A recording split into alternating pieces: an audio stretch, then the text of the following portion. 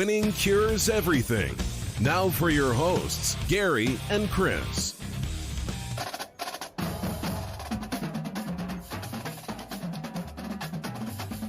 Hola, amigos. It is Thursday, April the 16th. This is Winning Cures Everything. I'm Gary. Chris. And we have got a lot to discuss today. Good gracious. Lots of topics today. You know, other days this week, we've had to curate topics. We've had to come up with different ideas to discuss. Today, that is not the case. Lots going on in the world of sports, and we are pretty pumped about it. We'll start off by discussing a loss on the day. One of our, I don't know that I would say our favorite actors, because we didn't watch a ton of the stuff that he was in, but he was Chris Farley's dad in Tommy Boy. Big Tom Callahan. Big Tom Callahan. And Brian Dennehy passed away today, 81 years old. He was a Tony Award-winning actor. Did Broadway, did all sorts of different stuff. He was in the Producers? He was in, just a ton of stuff. That's right. He was incredibly well-known, very well-versed, very well, what's the proper term here? He knew what he was doing. We'll say he was a thespian, man. Yeah, you got that right. He was a professional. He was definitely that. And watching him, of course, with, Chris Farley and all of that was fantastic. So I think, some of these losses that we get, and this was not, I don't believe this was a COVID I don't death. think it was COVID. I think it was just. He was 81 years old. And I think he got everything out of life that he wanted to get out of it. And that's exactly what we need. That's right. If I die when I'm 81 and I have accomplished as much as he did, I'm going to feel really good, And so that's a shame to see him go, but also, we're going to celebrate him and whatnot. I'm going to watch Tommy Boy either tonight or this weekend. And just think back, we lost the two big characters out of that movie, and it's a shame. It's a shame. But again, celebration. Cheers to Brian Dennehy, of course. Get my drink in. So, we'll move on from that. We can talk some sports now. Lots going on. Michael already jumps in. He said, "What's up, fellas?" He's on Twitch. Matt said, "Sup." Let's talk about Jalen Green. That is the big topic of the day. Consensus top 3 basketball recruit. He was at number 1 in some of the services. He was number 2 in others, 3 at maybe one of them. But all in all, he was expected to go to college, and he was going to be a program-changing type of player. Said that he would have gone to Memphis, but he has picked the G League instead. Now, all that we had heard in the past was you go to the G League, you're making maybe $100,000, maybe less, and the idea initially was this is really a difficult spot for you to develop and to get drafted the next year if you're going to do this. Because they've talked about players doing this in the past. Guys come in, go to the G League, and then go and be drafted by whatever team, but you are playing against guys that are fighting for their career. You are playing against guys that are older, that have been around the block, and that were the talented high school kid that was going to come up and be drafted, right? Now, they're changing it up a little bit.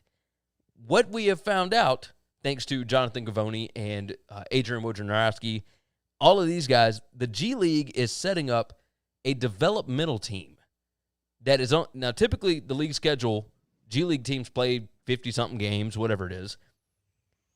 Now, this team is going to play against some of those G League teams, but is only going to play like 20-something games a year.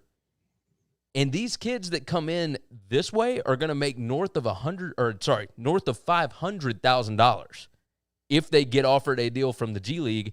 Jalen Green is going to be making significantly more than that, from what we understand. Yep. This developmental team was put together by Sharif Abdur-Rahim, and they are going to use this to get kids into the NBA. Now, it's a little strange that they're doing it this year because all the rumors are that starting in 2021, they're just going to let kids be drafted out of high school back into the NBA. They were going to change the CBA. I think a lot of the teams would rather it happen this way. Because if we think back of when we were able to draft high school kids, we all remember Kevin Durant, Garnett. We all remember Kobe. We remember those guys. LeBron. But we don't remember the development. The slew of kids that teams wasted draft picks on and just washed out. Kendrick Perkins destroyed a lot of franchises. Yep. It really hurt a lot of franchises. And some of them ended up being fine. For the fences for a kid that's, barely 18 years old. Monte Ellis, there were just a ton of them, man, and they were all coming in and decided that I want to go in and get paid. And some of them had really good careers, and a lot of them we don't even remember their names because they didn't pan out. Most organizations now, if you've got the LeBrons, the Kobes, the KGs, then they're going to stand out. You're going to know that. But you're not swinging for the fence for a guy like that. You're just going to let them go to the G League. Yeah. And, the reason the G League has to up the price of what they're paying guys is because we know this from the FBI investigations and things coming out about college basketball is these kids are making a couple $100,000 to go to college for 1 year. Michael jumped in and said Tracy McGrady. Yeah, that's another one. Yeah. There's a ton of them. T-Mac was real good. But we remember their names because they were great. Yeah. I'm telling you, if you go back and relook at a lot of those early drafts, there are a lot of dudes that came out of high school that weren't very good at all. Didn't last in the league very long. Teams wasted assets, roster spots, money, salary cap. The organization tried to groom them, but they're 18. And it's just tough. It's just really tough. I'm trying to Google every high school player ever drafted. It's hard to do. You probably should have done that prep beforehand. Yeah, I didn't even think about it. Michael said, speaking of recruits, do either of you know what's going on with Zachary Evans? Maybe a topic for another show, just curious. Nobody knows what's going on with Zach Evans. He signed a letter of intent, and this is football talk. He signed a letter of intent with Georgia. Georgia then said they didn't want him. Then there was all this talk about maybe he goes to LSU, maybe he goes to Ole Miss, etc. The issue is people don't know if they can get him in school, for one. The other side is he's got a ton of character issues. He's a behavior problem. Just everything else. Now, he is talented. There's a reason he's a 5-star. He's ridiculously talented. But to deal with him, it is what it is. Nobody knows right now where he's going to go. Because he doesn't have to commit or anything like that. He can show up on anybody's campus at this point and sign with them because Georgia let him out of his letter of intent. So that's the deal with that. All right, so there's 44 kids that have ever been drafted out of high school. I'm not going to go through all of them. They've got a ranking of these guys, but it's really only the top, 8 maybe that you're really going to know. Number 1 was LeBron James. Number 2, Kobe Bryant. 3, Kevin Garnett. 4, Dwight Howard. 5, Tracy McGrady. 6, Amari Stoudemire. 7, Monta Ellis. 8 was Lou Williams. And then you start getting into the ones that you don't really know.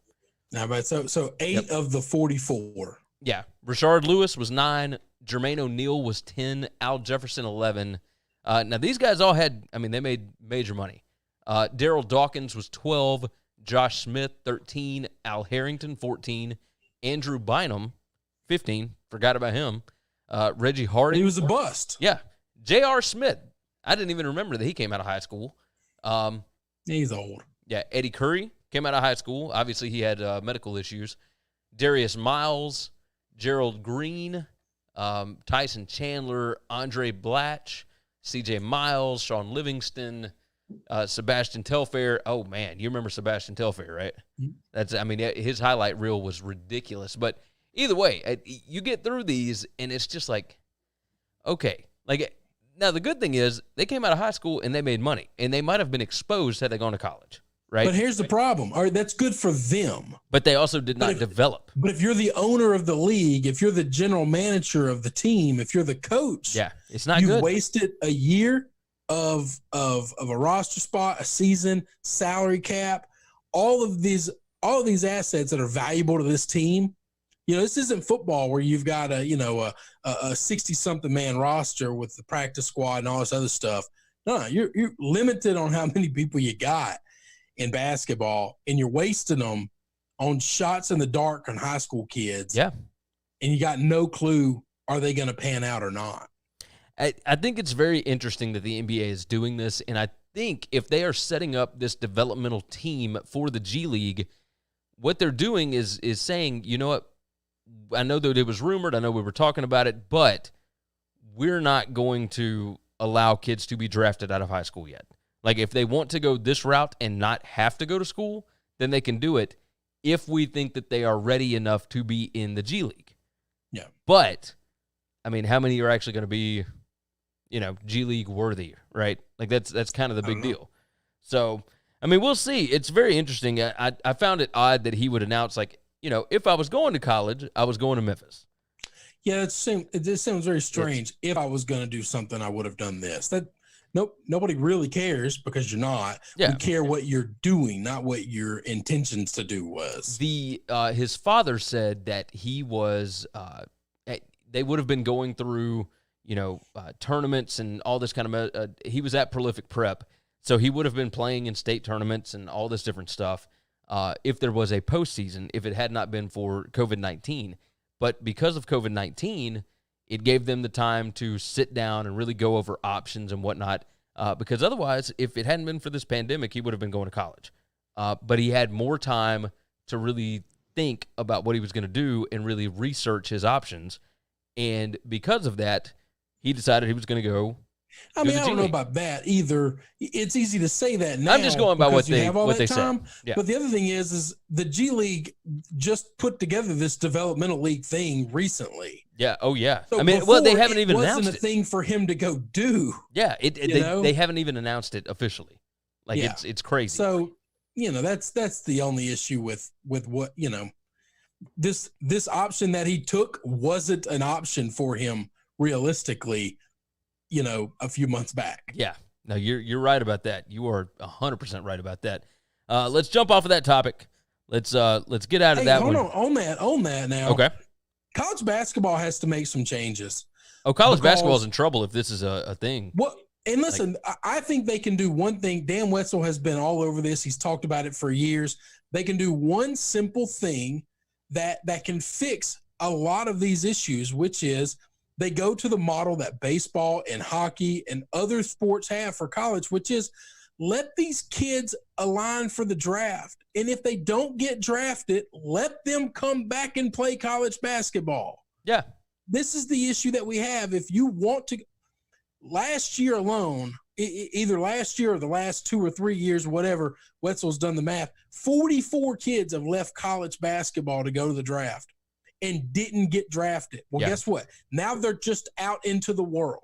They are now ineligible to play college basketball anymore, but even though they've only used 1 or 2 years of eligibility. Now, they can always obviously go to, they can go overseas, they can do whatever. Yeah, but they can't play college. We're talking about trying to fix college basketball. Yeah, no, agreed. We're not talking about the kids and whatnot. Like, if the kids really want to get out, then they can go play overseas, they can go do whatever. But they should be allowed, if they want to test the draft and really test it, not go out and get information, but if they really want to go out and get tested, then they should be allowed to do that.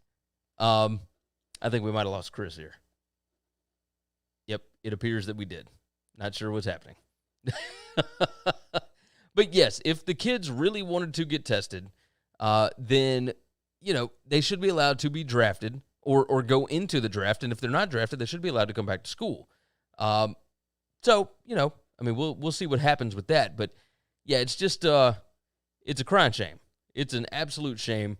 I'm going to go on, while I don't have Chris, before he jumps back in, I'm going to get him. He should actually jump back in momentarily. Good gracious. Interesting. Let's see. He's telling me his computer told him, your computer restarted because of a problem. Oh, his computer's restarting. Okay, that's not that big of a deal. We'll get him back in momentarily. I'll continue the show. So let me make sure and tell him I'm keeping going.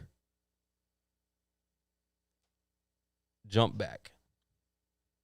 So, yeah. So we'll move on from there. Let's go on and discuss JT Daniels entering the transfer portal. He is obviously a massive recruit that USC got before this past season. He played in the 2018 season and then got injured in the first game in the 2019 season. And, you know, you would think that he'd be able to come back and compete for his job. Obviously, Keaton Slovis was a fantastic quarterback last year, threw for 30 touchdowns, like almost 3,500 yards. Now, a lot of that had to do with the type of offense that they were running because they brought in Graham Harrell from North Texas. Everybody seemed to believe that he was going to stay for another year and he was going to compete for the job.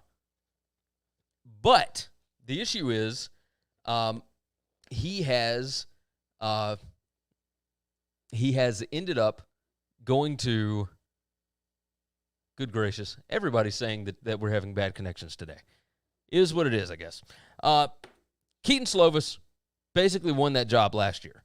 And it's going to take a lot for JT Daniels to come in after not having played in Graham Harrell's system for an entire season and be able to win the job. Now, Keaton Slovis had his issues as well, but I think that JT Daniels, had he stayed, would have had a good enough shot to be able to win that job at USC. And we got, we got Chris back in. We got your audio? Yeah, I don't know All what right. the hell happened, man. Man, it's technology. Michael actually jumped in and said the connection has been pretty bad on my end as well. So maybe we're just having internet problems today, or just technology. Well, across my the board. computer shut down, so that's No, that's a different deal. Completely restarted. That's a whole different deal. So Matt jumped in and said NCAA cannot get that money, and I don't know if that's in reference to the basketball or if it's not. Matt said your computer's got the Rona, so. it may do it. It may do it. So, Maybe. All right. So what I'm talking about, I moved on to JT Daniels entering the transfer portal from USC. Okay. This is basically in prep of, let's see. Hudson jumped in. JT is really in the transfer portal. Wow. Now, I think we all kind of thought that he might jump in early. Yeah, we had too many quarterbacks at USC that got to play. Yeah. And showcased their talent last year. And while it was nice to see, man, they're loaded at quarterback. Every time they throw a new guy out there, the team really doesn't struggle or get worse, which that is a credit to Clay Helton. But also, and Graham Harrell. I mean, it's a lot of Graham Harrell. That's his offense. All right, you got to give the head coach some credit as well. Yeah, no. I'm not giving him credit. Here's the issue. Now other schools are like, hey, you want to ride the pine? Because we got a starting spot. And I totally understand and respect some of these kids are going to leave. Oh, yeah. Now here's the deal. He could stay at USC, and there are a lot of people that believe that he will. From what has been reported, etc., this is in preparation of the NCAA voting on the one-time exemption for transferring without having to sit out. So if he can go to another school and not have to sit out a year, now a lot of these guys can come up with reasons for them to not have to sit out anyway.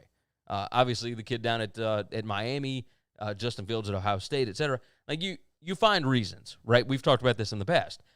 But with this, he was like, I don't have to even come up with the reason. Like, I can go on and enter the transfer portal, and, rather than try and battle Keaton Slovis, who had an entire season in Graham Harrell's offense, that's right. I wouldn't have to deal with that. I can just go somewhere new and start immediately.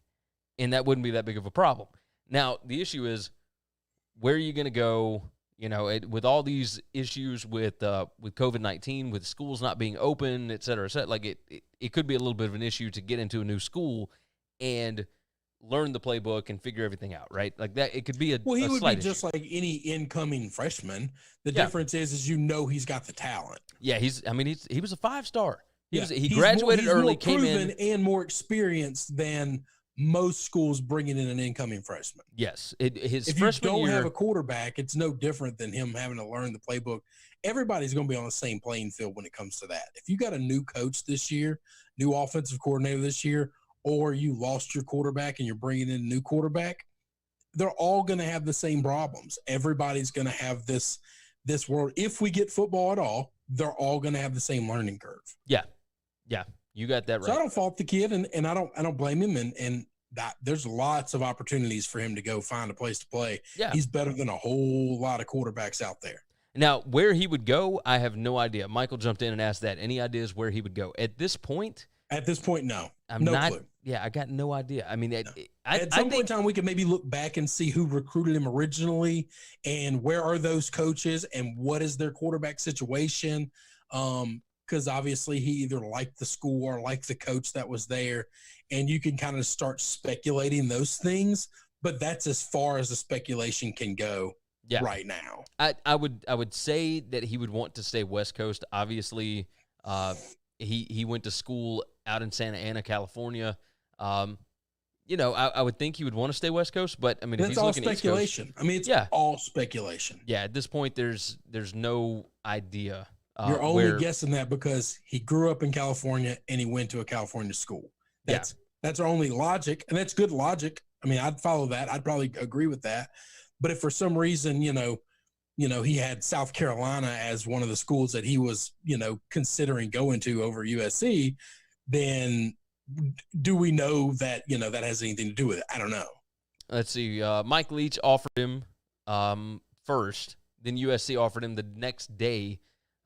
Michigan offered him. Colorado people offering him are these places that he was interested in going to. So these were just the offers that he had back in 2016, 2017.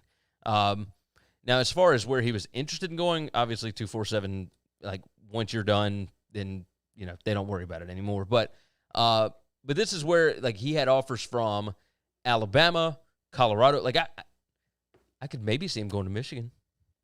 I mean, I could see that. Michigan, they've got one of the McCaffrey kids, but so my first thought was Colorado, knowing that he's a California kid. Yeah, it's not the West Coast, but it's it's close. It's very close. Similar in lifestyle outside of warm weather and beaches, but very laid back, lax state. And new coach, new organization coming in there. I could easily see that. Stanford offered him as well. So he could do Stanford. He could do LSU offered him in 2017. The difference between like Stanford and USC, offensively speaking, though, is do you want to go run that offense? Yeah. You can be the greatest quarterback in the world, man, but they're going to handcuff you. 100%. I mean, you're going to hand the ball off a whole lot. You're going to run a lot of I formation. And he may do that at Colorado, too. I mean, because we don't know what Carl's fun stuff that's happening in college football with offenses, that stuff's gone to die at Stanford. Oh, yeah. Everybody assumed that he was going to be perfect for Graham Harrell's offense at USC. Yep. And then it is what it is. So that's right. Let's go ahead and talk about Jay Glazer really quick. Jay Glazer announced that he was going to have massive news and that he wasn't playing around. And he gave like a tease for a day, like a full 24-hour tease. He has a show on FS1 that is brand new, so we all kind of had to know, all right, like, but he had everybody talking, right? And I think that the ratings are probably going to show that it was really well watched until that point, right? Like until he announced what the news was. It was Fox Football Night. Isn't that what it's called? Do you remember? I don't know. And it came on at 10 p.m. Central last night. Rams center Brian Allen is the first NFL player to have COVID-19. To test positive, even though he is asymptomatic. Well, here's the deal. He's tested twice. Like, he had it, and then he was done, and then he was tested again because he got it again. He tested positive twice. Now, he's had it for over 3 weeks. Apparently, it's done now. He's all good. When he first got it, the reason he went and got tested was because he had no smell and no taste. He said he could not smell. He put bath salts up to his nose to where, like, or smelling salts? What? It's not bath salts. Bath salts are the thing you eat and you become a zombie or some shit, right? Like, isn't that what it is? But it's some smelling, something that you're supposed to be able to smell and it's supposed to make like your sinuses better or whatever. And he said he couldn't smell anything. He would eat stuff. He said he could drink water or he could drink piss and he wouldn't be able to tell the difference. Like, it wouldn't matter. And that's what's kind of frightening about it. Like, it's a weird side effect for viruses. But apparently you lose your taste, you lose your smell, and all you can do is really feel like the texture on your tongue of what you're eating. Like you're getting food, but it really doesn't matter what it is. Like if that, you want to know the truth on this? I'd be eating every vegetable I could get my hands on if I didn't have to taste it. This is where now, as long as you don't get sick, as long as you don't get any of the other symptoms, and you get sick, if that's all it was, I could drop some lbs in 14 days if I just lost my sense of taste and smell. We had let's see, Hudson jumped in. He said, I understand that it would benefit USC to keep him because if Slovis gets hurt, then who do you have? Matt Fink? Yeah, back to that. Yes, USC. Well, you want as many good quarterbacks as possible. Quarterback too. I mean, every year, if you're at that level program, you should be recruiting quarterbacks every year. Yeah, pretty much. But back to Brian Allen. Brian Allen. The issue with this, let's see. Michael said Pat McAfee had a hilarious take on it. The deal is like he's pretty much anonymous, right? So if this was Rams quarterback Jared Goff, then it'd be big news. Wholly different conversation. But because it's center Brian Allen, I mean he was a backup center, and then this past year he became the starter, started 9 games, missed the last 7 games of the season due to a season-ending injury. Nobody really knows who this is. And it doesn't affect anybody at all. And the guy's not really sick.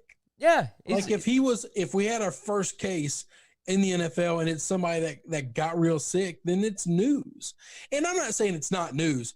It's not the kind of news that you tease for 24 hours before your show. And this is the groundbreaking show. Because let me tell you something. Now you've been the little boy that's cried wolf. Okay. And the next time you tease something, you get EAD. All right. Yep. I'm going to move on and I'll wait and let Twitter tell me, was it anything worth a damn or not? Yeah. But you're not getting my views. You're just not. No, not anymore. Like if you had just you lied to me. Yeah. If you had just had Sean McVay on and y'all just talked about whatever, and Michael said, these days people put just about anything up their nose.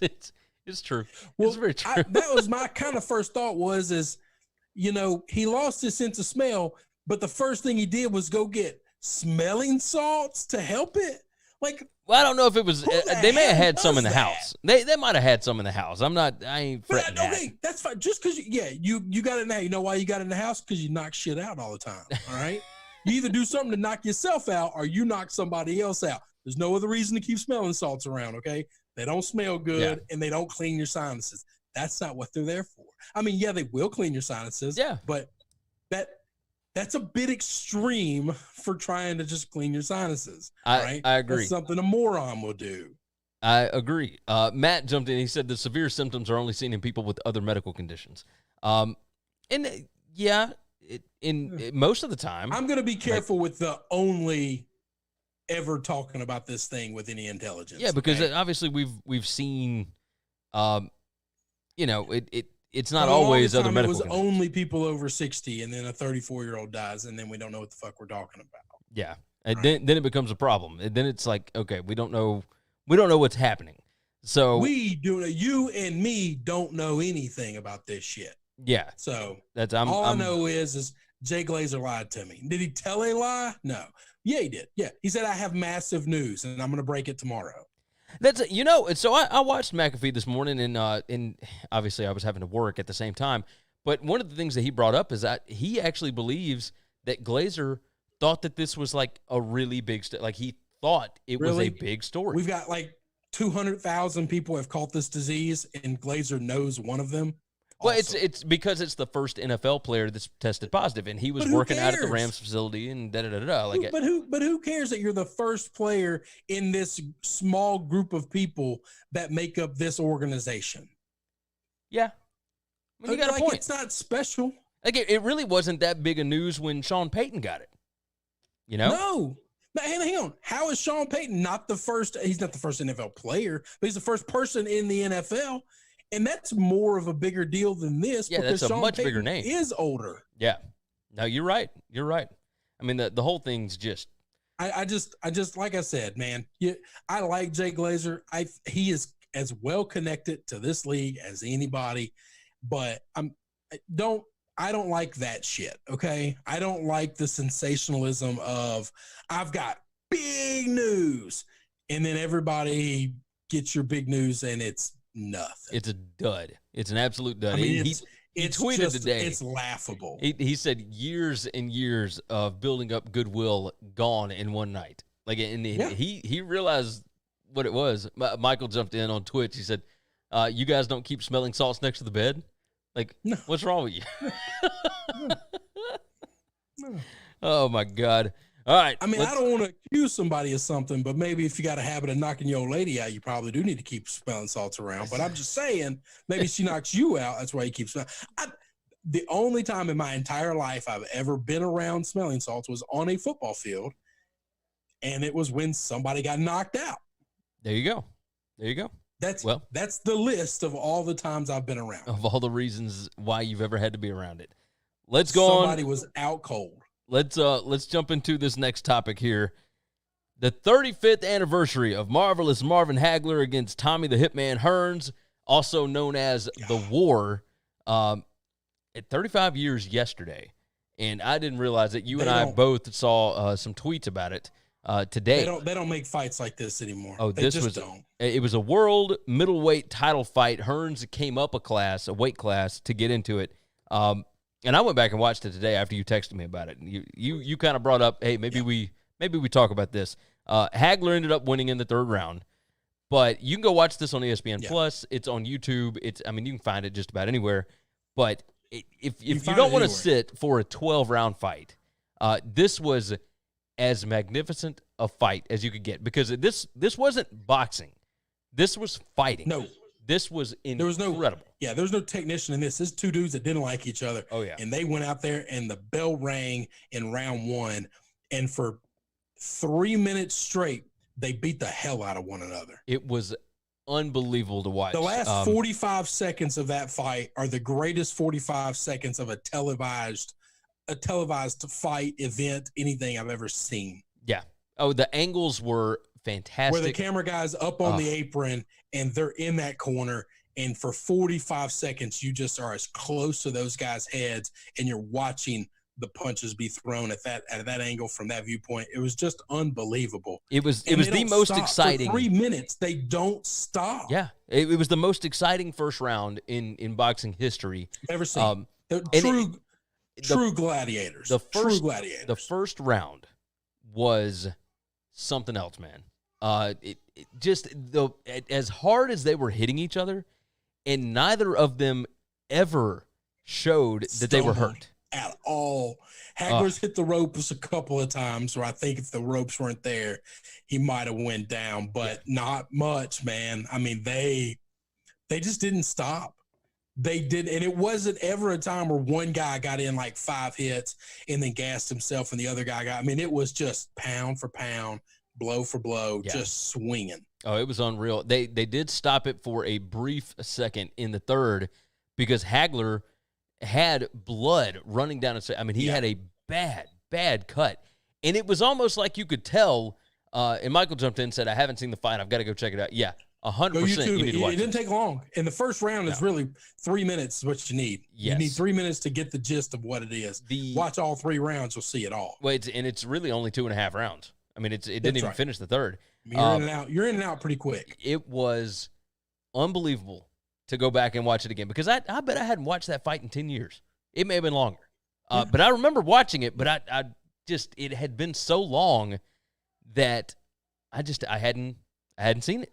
And good gracious, it was something else. When you brought it up today, I said, man, I remember a little bit about it.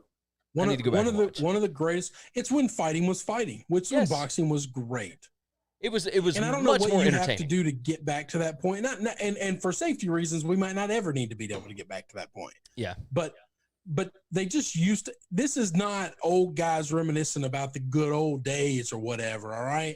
Well, this was 1985, was not as good as football is today, okay? Yeah. Like, the sports, everything back then wasn't always better.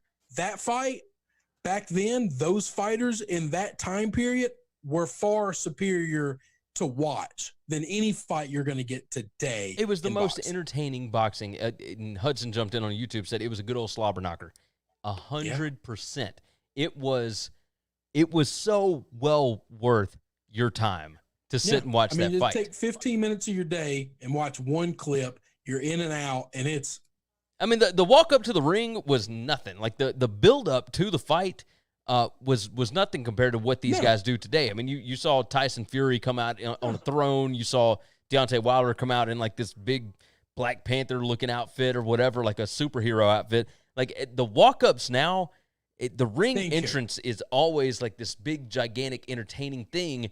And if you don't, once they get in there, they just spend half the time dancing around and maybe hit each other 3 times around. My wife was in the room while I was watching it, and I was like, "This is what people want to see. Like this is better than any Floyd Mayweather fight out there. Like this is because Floyd just he was great at not getting touched.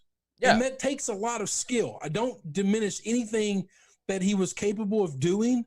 But there was nothing entertaining about him, and I don't know that Floyd could beat up any of these fighters. He was just really good at avoiding all of them. Yes, 100%, and that is a part of the sport. Fighting should be the guy who can beat up the other guy, not the guy that can avoid the other guy. Yeah, I agree. That's just always been my problem with calling Floyd the greatest fighter in history, or giving him all the accolades that he's gotten. Is at some point in time, I want to see him fight somebody to where you just have to have a knockout or it doesn't stop. Yeah, I'd love that. My wife, she has told me about her favorite fighters, and it's the little guys, right? She was at the Olympic trials years ago. She was, doing the rifle thing, and she said she went over and some of the guys invited her and her friends over to see the Olympic boxing trials.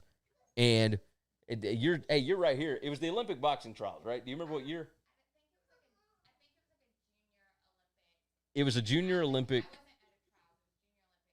Oh, the Junior Olympics. Okay, so it was Junior Olympics. But it was the smaller guys that were way more interesting, way more exciting to watch because their motor never stopped. The big guys always tend to lean on each other, and it slows down. That's true today, by the way. Yeah. Like big prize fighters, the heavyweight contenders always get most of the accolades. But at the end of the day, if you actually want to watch a more exciting fight, you watch those little guys. Oh, yeah. As long as they're not dancing around and avoiding each other and just playing touch and move, they're awesome. Yeah. At that point, then they're fun. Let's see. Matt jumped in and said, guys, use smelling salts for lifting. The body thinks you're being poisoned, so you get an adrenaline rush. That's kind of interesting. I never knew about that. And then Michael jumped in and said Wilder blamed the loss on that big-ass suit that he had. Yeah. We talked a lot about that way back when it happened. I don't know that we necessarily believe that, but that's a cop out. We'll see. I mean, obviously they're going to fight again in October, so we'll see. And then Matt said Mayweather can't beat illiteracy. So, man, you guys jump in. Hey, listen, there are a lot of prize fighters that can't beat that. I'm not going to knock a guy for not being able to read. Hey, just because you can't read doesn't mean you can't fight. That is that's 100% the truth. It's kind of a prerequisite. Yeah, I think so. All right, let's jump into the last topic of the day. The Bucks reportedly have O.J. Howard on the trade block. Now, obviously, we can sit here and discuss exactly what that means. O.J. Howard wasn't the number one tight end anyway. He's just got a ton of potential that hasn't been tapped into yet. Why do you think he has a ton of potential? Because we saw him do it in college. Now, that doesn't necessarily mean that he can do it in the pros, but he didn't do it in college at a regular level either. So he's not built like a regular tight end. He's built more like a wide receiver. He's just big. He's a big guy. He's fast. Way too slow to be a wide receiver. And that's what's crazy. He's fast. Like, I know he's fast, but he's fast for a big guy. Yeah, and that's the thing. He's too slow for a wide receiver, but he may not be big enough to be like a blocking tight end. I don't know how you can use him, right? So I'm gonna tell you this: you've been in the league for 3 years.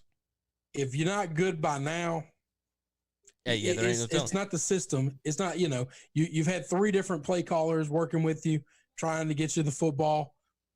There's a reason they're trying to trade him because they don't think he's any good. Now. When people bring up all the weapons that Tampa Bay has, they always say, well, they've got like a big 3, and they throw his name in there. And I just don't understand where that comes from.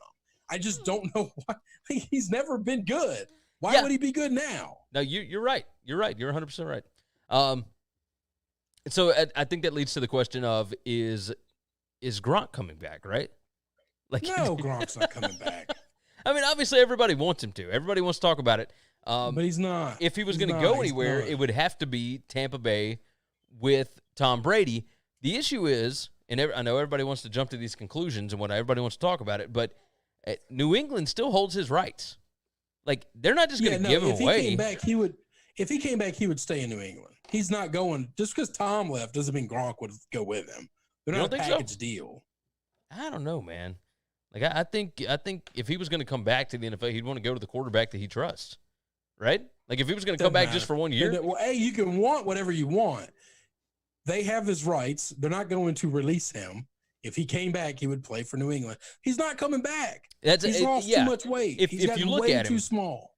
Let's see. Gronk he cannot come back and play. Michael said Gronk to Tampa, and then he said Gary and his Bama guys. LOL. Yeah, I know. I'm a little biased. I don't hide from it all the time. Now, sometimes I do, but not this go around. Yeah, look, I like O.J. Howard. We got to have some evidence as to the fact that the dude's good. He's just not good. He hasn't been good.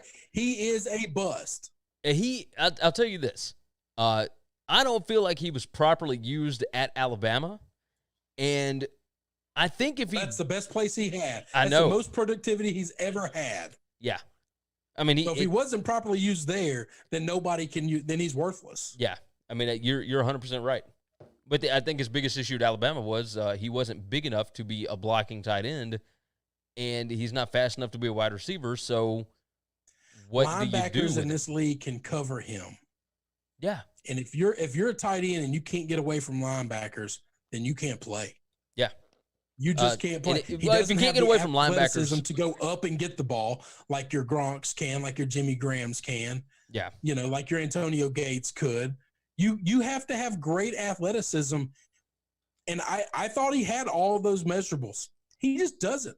Yeah, he doesn't. We got 3 years of tape to show he doesn't. Yeah, we got a team that drafted him in the first round. Oh yeah, they are invested in him being good, so they don't lose their job. And guess what? He's not. He's just not. Do you think Tom Brady has a say in what they do with their roster? Not right now, because he doesn't know any of these guys. The only way he would is if there was somebody he wanted to bring in. And that would be the only way he would be able to call. He would say, call this person. I want them. That would be it. But saying somebody that's already currently there doesn't need to be there, he doesn't have enough information. And he's also never been that kind of guy. Yeah. He's never been that with the Patriots. We have no history that he wants to control the roster. Yeah. And that's, I think you're right. That was a big rumor coming out, is any team that signed Tom was going to have to give him some control over the roster. And that just seemed kind of ludicrous to me. That just seemed that we have 20 years of evidence that says that's just not true. That's just not true. Yeah. I mean, you got that right. 20 years is a long damn time. That's a lot of evidence. Michael said, what's the price for Gronk? O'Brien would give up a first. Probably. I mean, but Gronk's why would you trade? Coming. No, he's not coming back. He's not big enough anymore. I mean, he's half the man that he was. He's easily lost 60 to 70 pounds. Yeah. I mean, if you've seen him recently, he ain't in football shape. He ain't even close. He just can't play football anymore at that size. No. Because he's not fast enough to be a wide receiver, and he can't block anymore. Because all that weight that he lost was all muscle mass. Oh, yeah. Because he didn't have hardly fat. He didn't have much fat on to begin with. No, he's 60, just 70 pounds, you quit playing. He's partying. Because you've lost all that muscle. Yeah, he's enjoying himself. Now, he's still got some muscle. He still looks good. Oh, he's lean. He's still jacked. But he's not nearly as big as he was. No, he was a gargantuan human. And the biggest thing about Gronk was he was big enough to be a blocking tight end, but he could also go out and you couldn't cover him. Right? It wasn't that he was necessarily fast. He wasn't the fastest tight end, but he could knew find how to position his body to basically block you out. You got that right. You got that right. He was just a master at boxing out, going up and getting the ball, high pointing it. I mean, he stretching out. He just knew how to find the football, and he was the best blocking tight end in the history of football. Yes, I mean in the league. Yes, it wasn't even close. Wasn't even close. Yeah. So. Oh yeah. All right. I guess that's going to wrap up today's show. Is there any other topic we need to hit on? Anything breaking on Twitter or anything? No, I don't see any breaking news. So I think we should be Von good. Miller has coronavirus. Get out of here. Is that recent? Yep. That just broke? Yep. Okay, hold on. Let me we might need to do that Jay Glazer is bigger news than anything you've got. Because Von Miller is a dude. Von Miller has coronavirus. You think I made that up? No, I'm just like I'm surprised that it broke right while we were doing the show. Now normally you and I don't pay attention to this, but wow. Okay. So Von Miller, did Jay Glazer break it? No, Ian Rappaport. Ian Rappaport, NFL star, 41 minutes ago, NFL star and Super Bowl 50 MVP Von Miller has a confirmed case of COVID-19. His agent, Joby Branyan of Vanguard SG, tells me the Broncos star is at home resting and in good spirits. He plans to speak publicly tomorrow. Interesting. Okay. Now, I would imagine that he's probably, like, these guys, Michael jumped in on Twitch and said, give him some smelling salts. Don't know if that's going to help that. I mean, listen, I am not a doctor. I played one at one time in life, but that was it. I'm not a doctor. I don't pretend to know, but I'm pretty sure smelling salts doesn't cure coronavirus. I would guess not, but if it does, my gosh, there will be a rush on them, and hopefully somebody's got some stock in that. But good Lord, that's it. That's a lot bigger news than Brian Allen. A lot bigger news, and we didn't need anybody to tease it. We just looked down. Yeah, it just happened. And had it. There you go. Didn't need 24 hours of waiting to find some player I didn't know existed in the NFL have this thing that 500,000 people across the world have. Congratulations. Yeah. I mean, that's you're a person and you caught one of the most contagious things going around right now. Awesome. Yeah.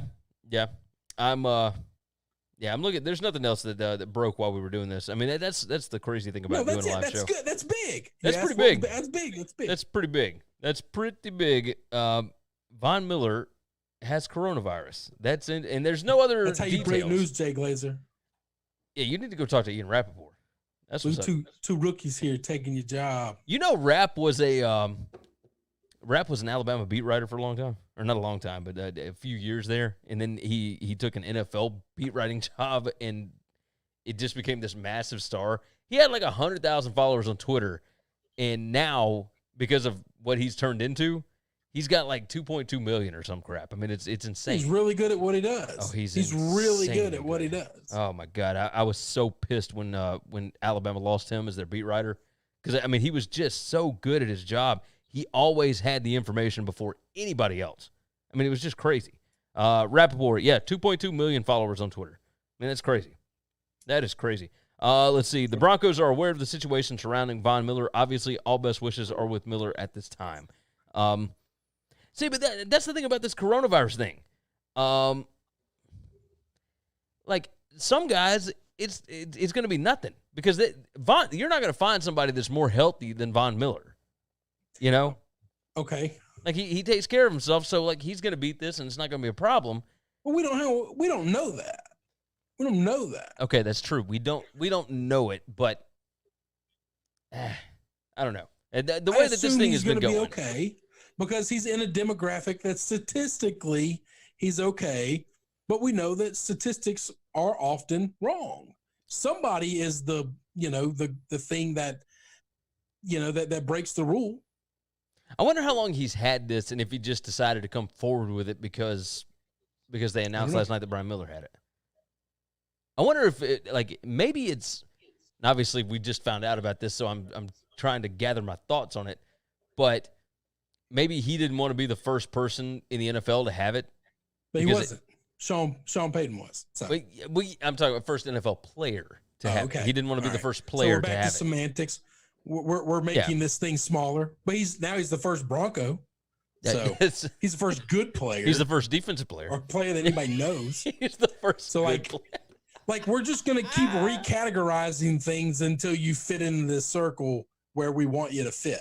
Oh, hey, so Michael, obviously our Denver Broncos expert here, he said, I'm sure Von will be good. He was training in San Francisco, though. Terrible place to avoid the Rona. I didn't realize he was training in San Francisco. That's probably not where you want to be training while this is going on. It's not smart. No, not at all. There's a ton of international travel. I believe in California. Listen, all these rich NFL folks, listen, there's good land in Mississippi, and there ain't a whole lot of people here. Yeah, it's better to train down here, obviously. We'll go and throw that out there. Go find the mountains of Smokies. I mean, you can find, listen, there are nice places across this country where there aren't just millions of people on top of one another. That's it, man. So this is way off topic. I saw this video today of like a San Francisco cable car from 1905 or whatever it was, and it was the most insane crap I've ever seen in my life. Right, so I retweeted the video and I tagged the San Francisco Cable Car Museum in it because we went and saw that last summer when we went out to San Francisco, and I said, I never saw this, but we visited the Cable Car Museum and it was fascinating and whatnot, and they responded, and then I got a whole bunch of people responding to it about this, but San Francisco, man, like every time I go out, I can go blocks, I can go miles without hearing anybody talk in English. Like, it is the craziest thing I've ever experienced in my life. And I know that San Francisco has, like, on the flight there were guys coming from all over creation. Like, just my flight out there, it was guys from Atlanta, it was guys from New York, they were connecting through Charlotte, and they were connecting through Denver, and they were connecting through Dallas, and all these different, connecting flights. San Francisco is a hotbed for international travel. Like, it's almost the same as New York. It's a major city in the world. It's insane. Did you not realize that? No, I had no idea. I had no clue. I mean, I knew it was like, I knew there were a lot of people coming in there. I just didn't know that. I didn't know the details. Does that make sense? I know it's absurd. I know. I should have done my research. But when we went out there last summer. Listen, you don't have to do research. It's one of like the 765 biggest cities in the country. It's only 49 square miles wide. Like, that's it. Okay. It's 7 by 7. Do you know how big New York City is? It's smaller than that. Yeah, I'd guarantee it. I'd guarantee it. So, but San Francisco is, basically an island for the most part. I understand it's connected, but like, it's got all these bodies of water around it and whatnot. Either way. Michael said you couldn't pay me to go to San Francisco. Great place, but it's been ruined. I don't know, man. It's still, and now granted, I didn't spend the entire time in San Francisco. We spent a couple of days in San Fran. We went to Santa Cruz. We went down to Big Sur for a little while. We were all over the place, but yeah, I understand where you're coming from. I understand. It is what it is. All right. We went real long again. It is what it is. I enjoyed these conversations though. God bless. I want to get us here's what I want, Chris. I want a team of guys, and for us to just be able to sit and bullshit for 2 hours. That's what I want every day, and just cut up the segments and put them online, and that be how we make our money. That's what I would like to do. I want a team. I want a video crew. I want guys that we can talk to besides just me and you. That's what I want. Hopefully we'll get there one day. But right now it's just me and you and this shitty internet connection. So is what it is, right? Let's see. Michael said it's the West Coast, New York. Yeah, I could buy that. I could buy that. That kind of seems what San Francisco is. So, all right. It's 5:30. You ready to get out of here? Let's get out of here. Let's get out of here. All right. Von Miller has coronavirus is the last topic of the day. Go to winningcureseverything.com. Make sure you subscribe to the podcast. Make sure you subscribe on YouTube, Twitch, Instagram, Twitter, whatever it is. All the different places. You can find them over at winningcureseverything.com. Do us a favor. Leave us a nice review on the podcast. Leave us some comments on the YouTube. And share the show out. Tell your buddies about it. We always appreciate that.